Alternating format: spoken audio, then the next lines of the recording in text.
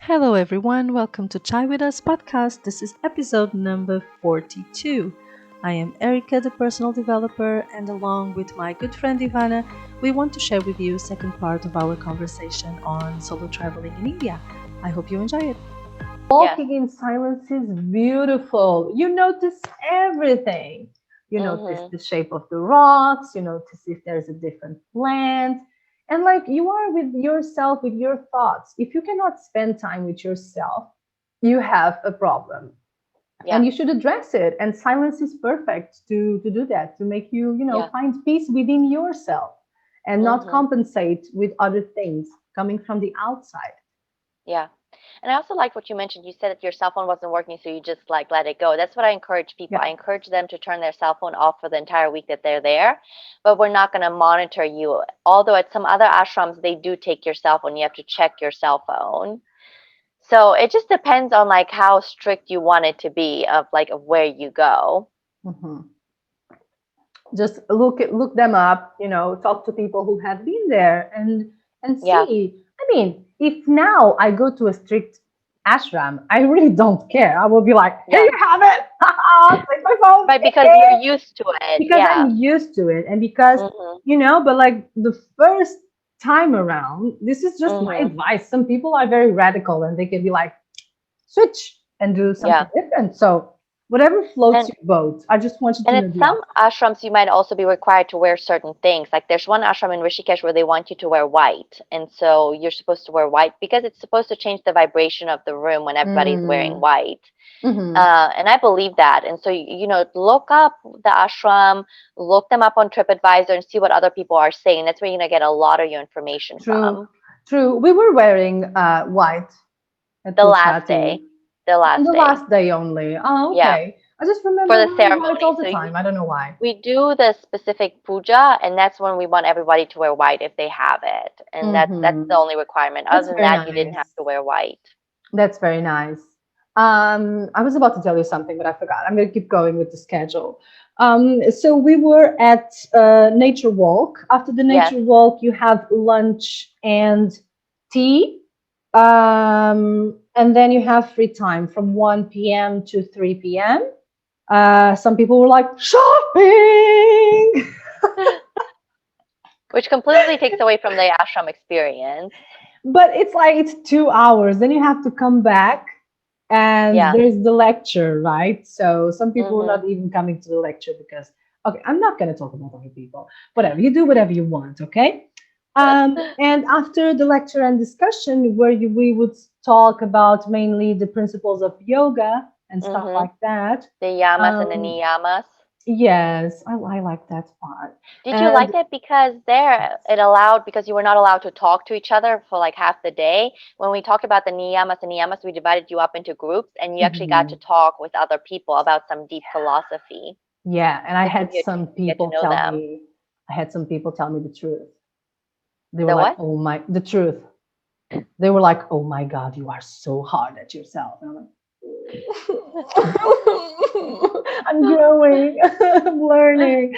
And yes, I love that part. And it's like that's when I probably realized that yoga and self-development, it's the same thing. Yes. Mhm. It's just nothing changes. It's just the same thing on different terms. Yes, we Mhm. use different words, but it's the same thing. Like Yeah. everybody's like preaching the same thing. So that was very interesting for me. I just love it. And then we had more yoga. After yoga, we had some breathing exercises, and then we had the ritual temple puja Mhm. and the sacred singing, which was so powerful. I loved it, Mhm. chanted and everything. At 7:30, you are already having dinner, and we finished the day. I love it with a guided meditation, usually Mhm. from 8:30 to 9 p.m. Mhm. Um, and yeah, and then you shut up and go to bed. Yeah. So the first couple of days were always really difficult for a lot of people because you are not allowed to talk. You do a lot of yoga. You're doing an hour and a half of yoga in the morning, an hour and a half of yoga at night. for about 3-4 days, and then some Yes. people feel, I always tell people, some people feel constipated because it's such a like back-to-back schedule that you don't have any time to relax. Yes. But then there's this really special thing that we do at the ashram, and we do laughter yoga, which is always a surprise on what day it is, but it allows people just to like get out all this frustration and just laugh and Yes. have a good time. That was so cool. I loved it. I Yeah. love Did you laughter enjoy it? yoga. Yes, yes. I love it. I love it. Yeah, Love laughter it's always yoga. really nice. So there's Yeah. activities that are put into place that are surprises and that help people with the schedule and help people relax a little bit. There's also this very powerful meditation that we do one of the nights, the Hari Om Tat Sat Jaya Guru Datta. Do you remember that? I do remember that. I don't remember how many hours I spent there, but I do remember that. Yeah, Yeah. so there's this meditation where we chant that mantra and you stay as long as you can. And sometimes I've been there until like 1 in the morning with other people, like depending on like how people are going and how fast it is and Yeah. how How, strong it is. at But it's what very time do we start powerful. that? We start that at At 8:30. 8:30, yeah. Keep that in mind. We start that at Mhm. 8:30 and people That's can right. leave from chanting the same mantra over and over, like Yeah. at 2 a.m. It's very powerful Whew. to chant it. It changes something. And then there's other things that we do as well, which we haven't gotten to yet. But, Pulchati is next to the Ganga, which is a very spiritual place to be. The Mm-hmm. Ganga in India is considered a sacred river. And if you're Hindu, you're supposed to go and bathe in it once in your lifetime. And a lot of people use the Ganga water in their rituals at home when they're doing different practices. So it's a very holy river. Some of them consider it a god that they pray to, and they give offerings every morning. Mm-hmm. But we do a special offering where we give flowers to the Ganga and we take a dip in the Ganga. So tell me, how did that feel for you when you did it the first time? I'm laughing because it was so funny. Like, I was like, I'm about to feel sick. I'm not sure if I'm going to go in the Ganga. And it's so cold. And then I got there and we started chanting. And I was just like, you know what? Let's go twice or thrice. And it was very beautiful and it was very liberating Mm-hmm. because we do the ceremony to let go of things. Mm-hmm. And it was good. It was good. It felt very good and it was very liberating. And you will be surprised how clear is the water on Mm-hmm. that side of India. Yeah. Beautiful green river. Yeah. And after you take a bath and you come out of it, you feel like everything is quiet around you and you feel such Oh, peace such inside. peace. Yes, that's exactly the. I was going to say exactly that. It's just such peace that you feel. You know Mm-hmm. what? My experience in India was probably the best experience I had in my life, Mm-hmm. because you travel, you see things, you enjoy your life.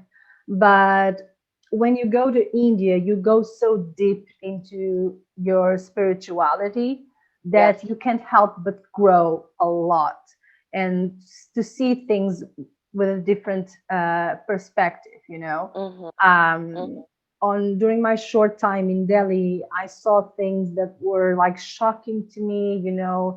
kids walking on mountains of trash. Yeah.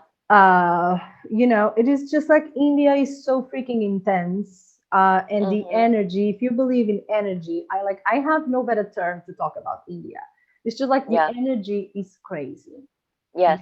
and you see so many things that your life changes, the way of Mm-hmm. seeing the world changes, Mm-hmm. and if you go with respect, if you do your research, you're going to be okay and you're going to have like an amazing experience. Mm-hmm. I agree. Yeah, what would you consider to be like your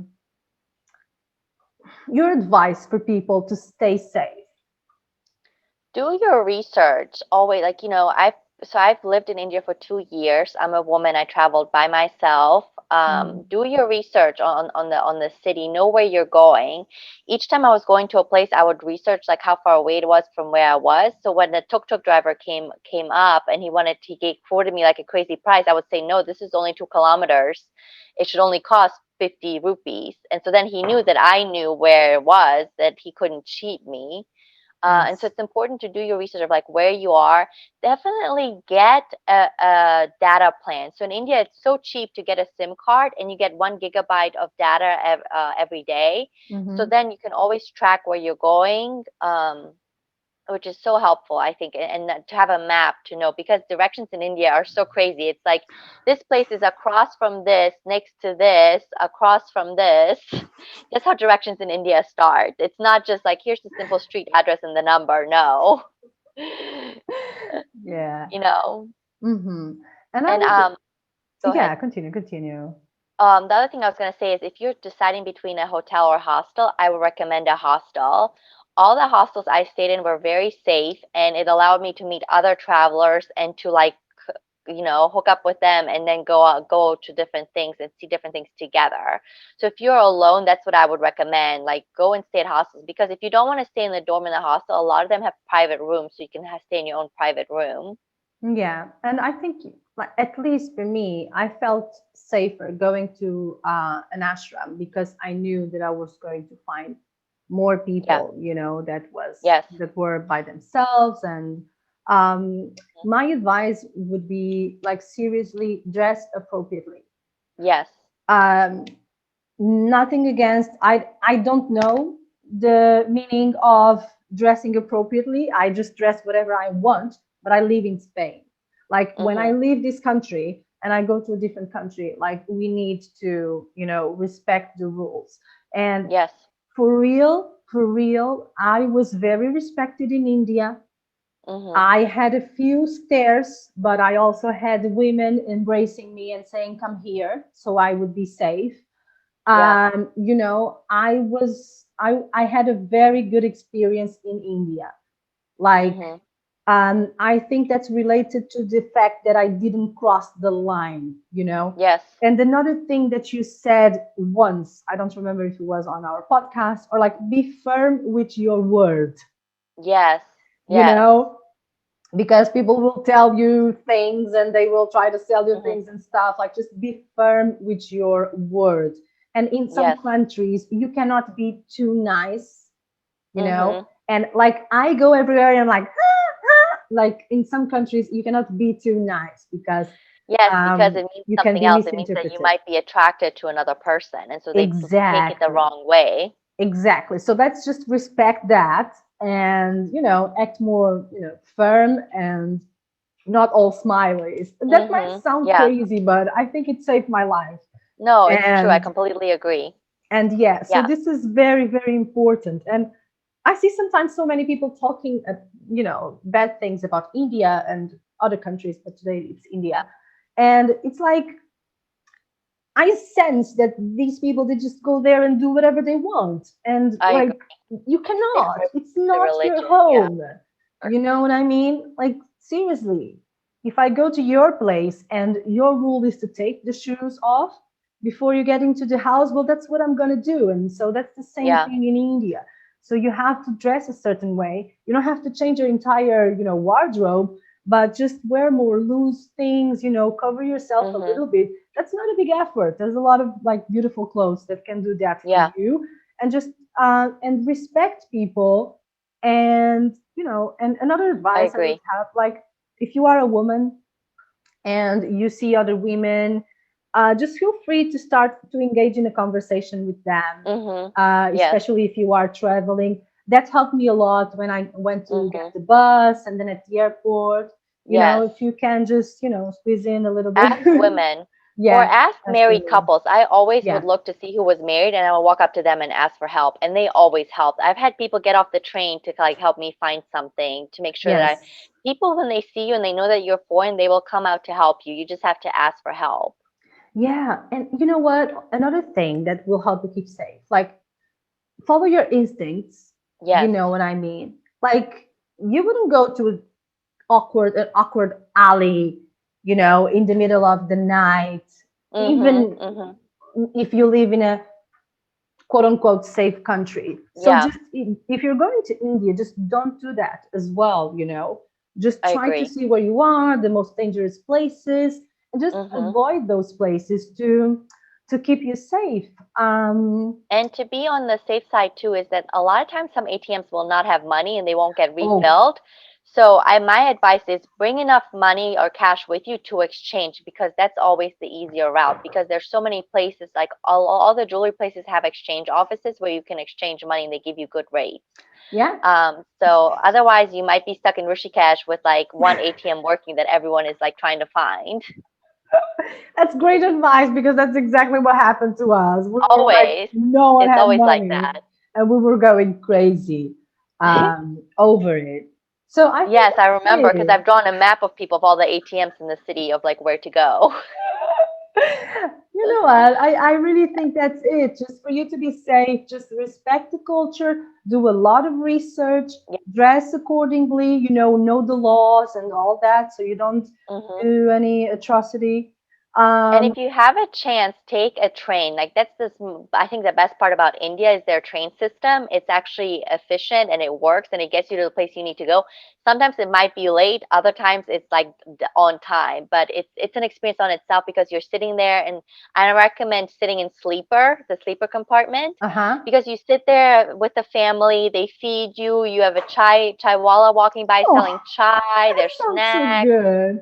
It's I love train journeys. I think that's the best part about India. If you get a chance to go, take a Listen, train journey somewhere. listen, and the subway in Delhi. Is Oh amazing, and it's so my clean. It's one of the cleanest subways in the God. entire world, which says something. It's And amazing. it is It's amazing. clean. It's like you have plenty of space. Yes, It's beautiful. it is. It I is. loved. I was like, where am I? Am I in India still? It was crazy. I loved Yes, it. And it's cheap. it Very is so cheap. cheap. I think it's like 30 cents. It's something ridiculous. Ridiculously cheap. And yeah, Yeah, I agree. loved Good thing that it. you mentioned that because it is amazing. I highly recommend it. Yes, If I you're was so in Delhi, surprised. if you arrive at the airport, you can actually take the subway from the airport into the city and then go into different areas of the city. Yeah, and it covers a lot of areas. I didn't explore much. I didn't have the time, but it covers a lot of areas. And I was like, oh wow, that And was yeah, really and cool. also something for you to know is that at the main station in Delhi, the subway station, they actually have lockers for you to leave your luggage going to the airport, so you don't have to like take it with you Mm-hmm. around the city, which I only found out until the end, which was so Oh, I went with my luggage everywhere through Delhi.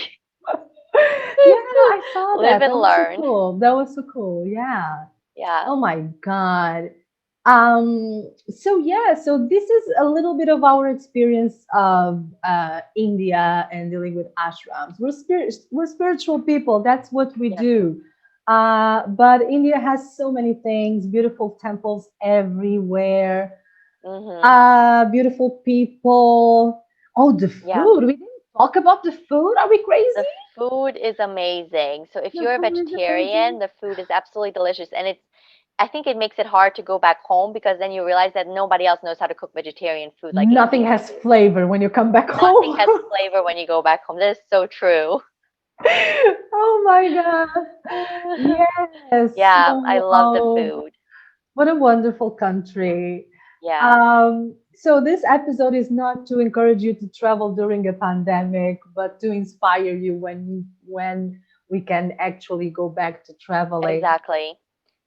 And if you Yeah. have any questions about ashrams, which one to go to, please feel free to email me or reach out to Erica as well and let us know like what you have questions about, like what the daily life is like in an ashram, which one we recommend that you go to, what to take with you. There's some essential things that you need to take with you. So Yeah. reach out to us. Yeah, yeah, it's true. Okay, everyone, thank you very much for watching and thank you very much for listening. Okay, we'll see you next Yes, week. Bye. sounds good. Bye.